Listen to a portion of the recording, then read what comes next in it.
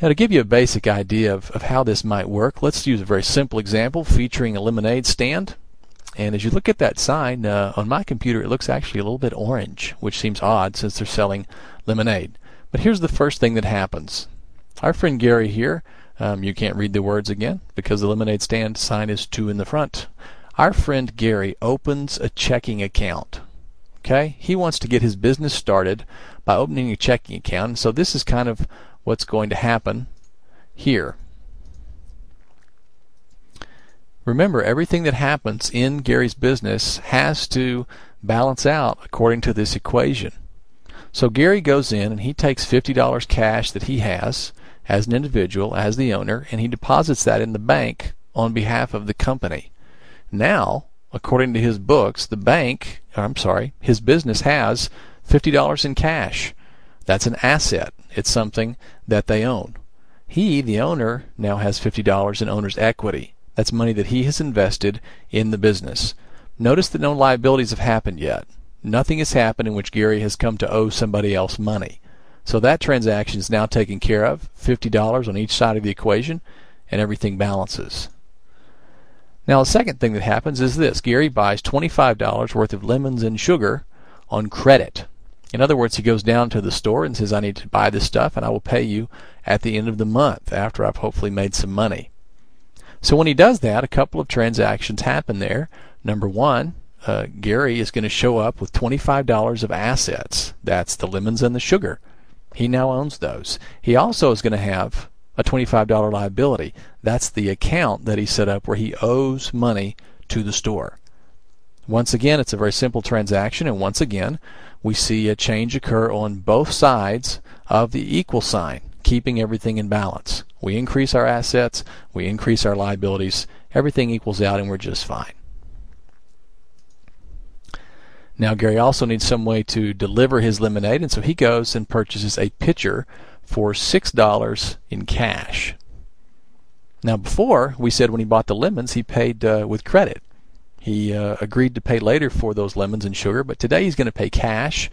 And so what we're going to see is this equation will all take place on the left-hand side of the equal sign. So for Gary, we're going in our equipment category, which is an asset. We're going to increase its value by $6. We now have this $6 pitcher as part of our equipment. We also are going to decrease our cash account by $6. In other words, $6 sort of magically transformed there from cash into equipment. Notice that since both of those took place on the left-hand side of the equals, plus 6 minus 6, everything stays nice and balanced. Now let's imagine for just a second that Gary is trying to impress the attractive young woman that lives next door, and so he gives her $10 worth of lemonade, and she promises to pay him in 5 days. All right, probably a clever move for him. Notice again that this is all going to take place on one side as well. On the asset side of the equation, Gary is going to subtract $10 from either lemonade or finished goods or whatever he chooses to call that account. He also is going to add $10 to an account that we'll call accounts receivable. This is basically money that someone else owes us, money that we look forward to getting from them in the future. So we've taken that $10 out of our finished goods account, put it into accounts receivable, and since those are both on the left-hand side, everything still balances. I hope you're getting some sort of an idea of how this process works.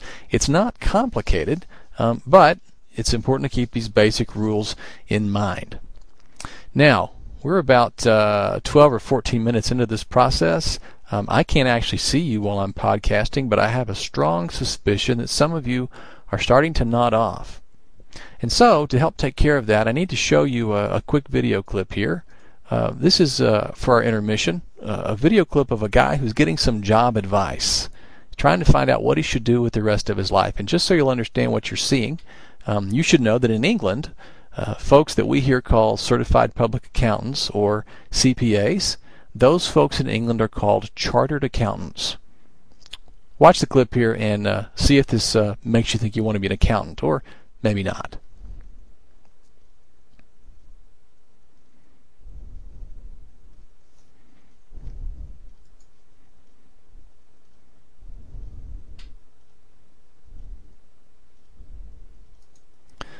Now let's roll on with our example here. We're going to go back to Gary and his lemonade stand.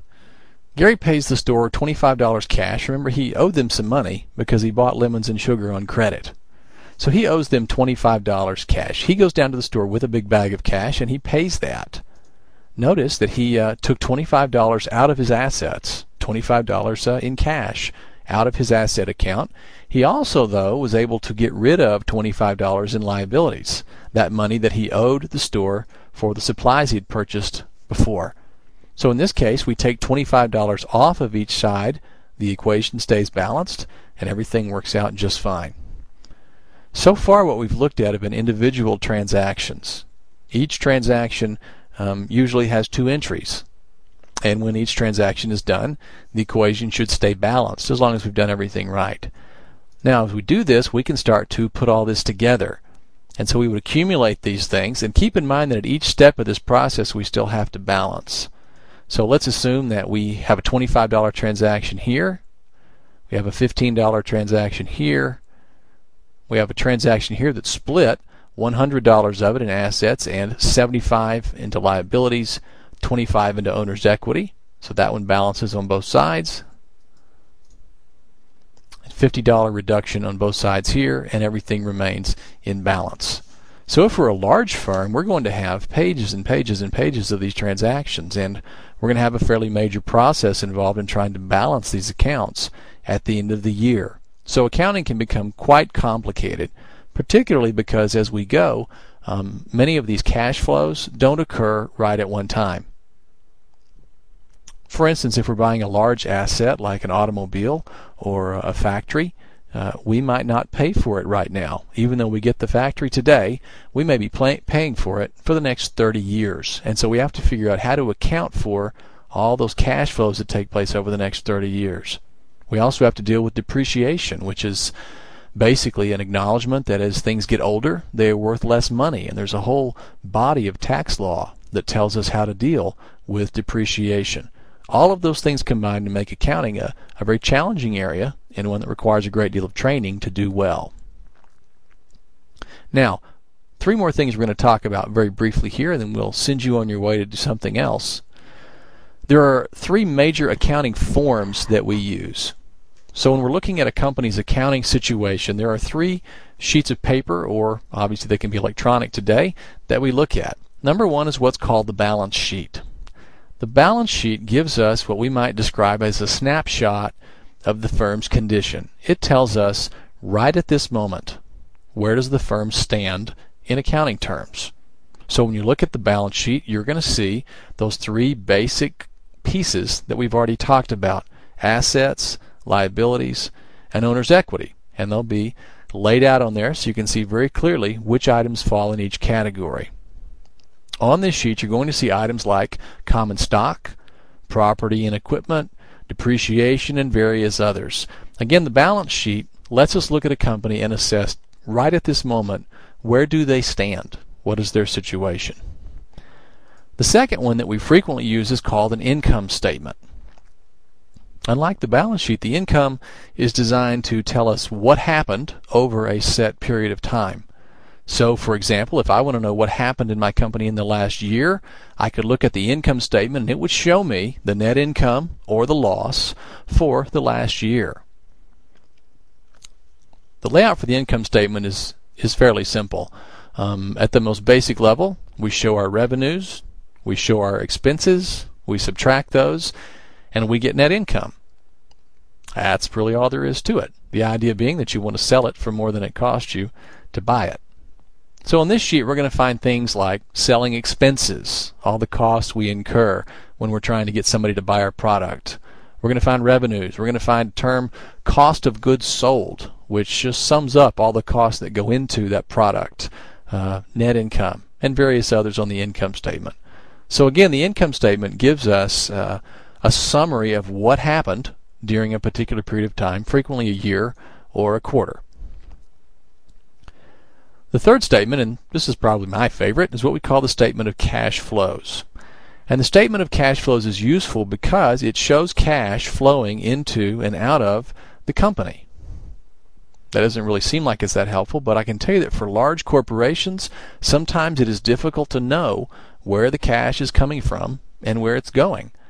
And so if I look at the statement of cash flows, I can see very quickly for the different operations I'm involved in which ones actually made money last year and perhaps which ones lost money.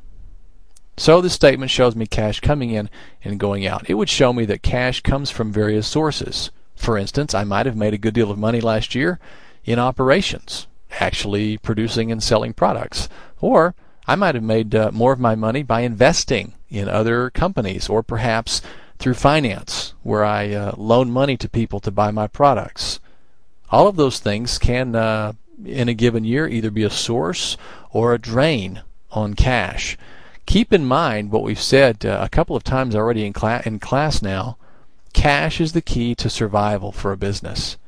You may be making a profit on paper, but if you run out of cash, if you can't pay your bills, the game is over and you go out of business.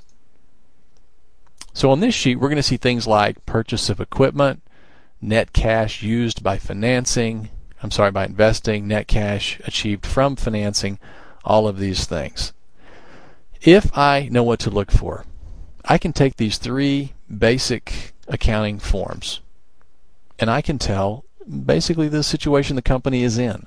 They will tell me something about what happened in the last year. They will tell me something about where the company is sitting right now, and they will tell me which parts of the operation are doing well and which parts are not. That's a quick overview of accounting. Before we go, let me just remind you of coming attractions. Remember tonight, dinner at our house. We hope that you'll be there. On Wednesday, we'll come back to class. We will take our quiz over accounting. That's assuming we didn't already take it today. I don't think we probably were going to. And we'll finish talking about accounting and how it works.